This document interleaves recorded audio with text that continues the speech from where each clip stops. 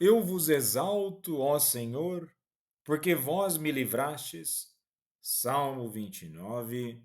Um bom dia. Em nome do Pai, do Filho e do Espírito Santo. Amém. Recorramos sempre à poderosa intercessão de Maria Santíssima, nossa Mãe, e de São José, o Justo.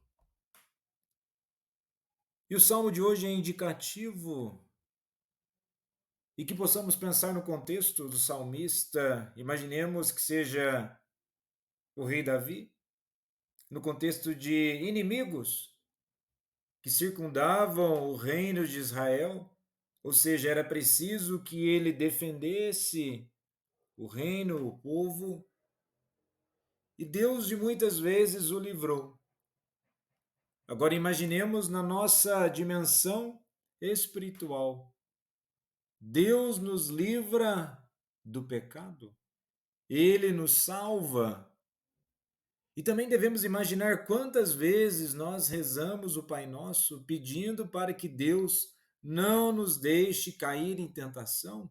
E esse pedido deve ser real, e se verdadeiramente acreditamos na oração que o nosso Senhor nos ensinou, devemos acreditar também que Ele muitas vezes nos livrou. E estando livres, que possamos exaltar a Deus com nossas vidas, com a nossa forma de viver, tendo coragem. A mesma coragem que podemos perceber na primeira leitura de hoje em Atos, capítulo 5, dos versículos 27b ao 32 e 40b ao 41. Naqueles dias, os guardas levaram os apóstolos e os apresentaram ao sinédrio. O sumo sacerdote começou a interrogá-los, dizendo: Nós tínhamos proibido expressamente que vós ensinasse em nome de Jesus. Vejamos bem, mesmo proibidos, sabendo das consequências de continuar a pregar sobre Jesus, eles sofreriam consequências, mas não tinha como eles voltar atrás. As suas vidas haviam sido modificadas por Jesus. E percebemos que as leituras do Atos dos Apóstolos, assim como o Evangelho, é um contraste de fé para mostrar que a nossa fé ela vai sendo apurada.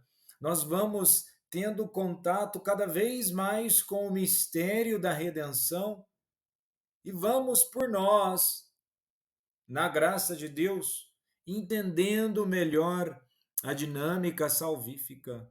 Sim, em Atos, nós temos uma dimensão de uma fé um pouco mais consolidada.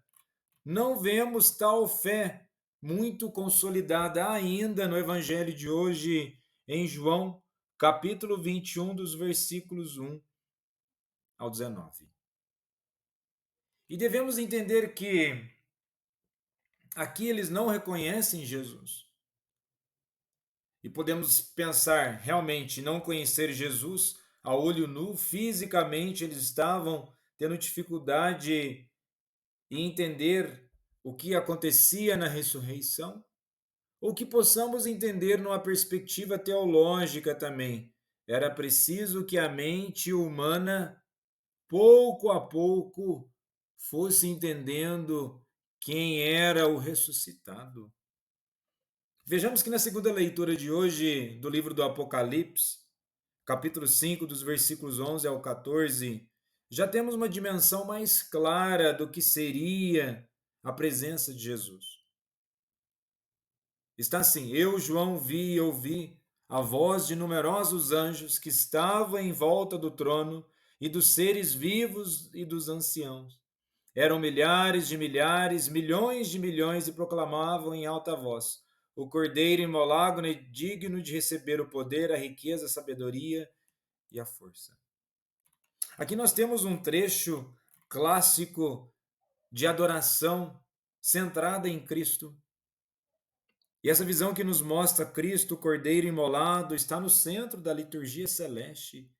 Ele é digno de todo louvor. Isso nos ensina que nossa oração, liturgia e vida devem ser centradas em Jesus crucificado e ressuscitado.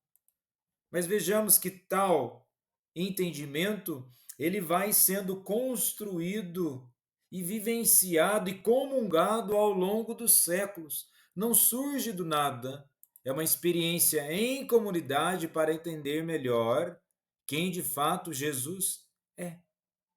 E viver essa verdade é aprender a adorar com o coração rendido. Unir-se ao céu desde já é reconhecer que o Cordeiro venceu pela cruz. Mas voltemos nossa atenção novamente ao Evangelho de hoje. Pensando na estrutura geral, temos a aparição no mar de Tiberíades e o retorno à pesca. Jesus aparece e realiza a pesca milagrosa.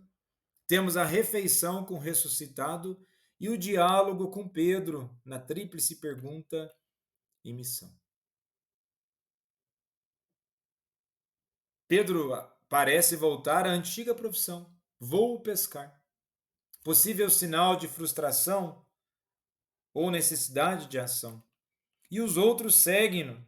Liderança natural de Pedro já é percebida. O sucesso da pesca vem após a obediência ao comando de Jesus. O número 153 peixes é tradicionalmente interpretado como plenitude ou universalidade dos povos. Mas imaginemos também de uma forma literal 153 peixes em uma rede, em barcos pequenos, e para a realidade da época era muita coisa. João reconhece Jesus antes de Pedro, símbolo da intuição espiritual e do amor contemplativo, ao qual nós não podemos perder em nossas vidas.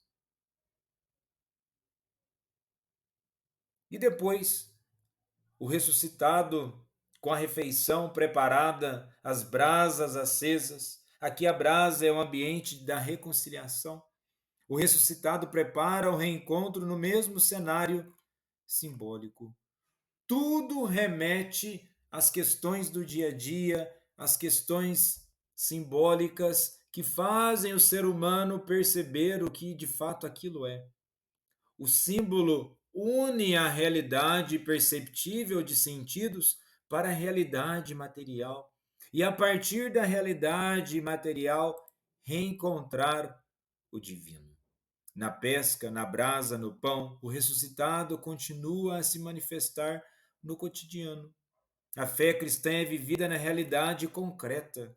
Muitas vezes corremos o sério risco de elaborar uma espiritualidade tão distante dos sentidos e tão distante do cotidiano, ao qual simplesmente ela se afasta de tudo aquilo que pode ser vivido. E vejamos que a partir do momento que Jesus, no mar de Tiberíades, aparece, temos uma forte carga simbólica. E por qual razão? É o retorno ao início do ministério. Ou seja, onde tudo começou, agora tudo é retomado. Representa um novo começo da missão, agora com Cristo crucificado. Não, agora com Cristo glorificado após toda a paixão, agora uma nova dimensão de crença e de fé. E o interessante são as três perguntas no final que Jesus faz a Pedro. Pedro havia negado Jesus 3 vezes, agora Jesus pergunta 3 vezes: Tu me amas? Um ato de reconciliação e restauração. A cada resposta, Jesus confia a Pedro uma missão pastoral: apacenta meus cordeiros, minhas ovelhas. Ou seja, na terceira vez, Jesus desce ao nível de Pedro, aceitando seu amor limitado. Isso mostra que Cristo acolhe nosso amor imperfeito e pode transformá-lo em missão.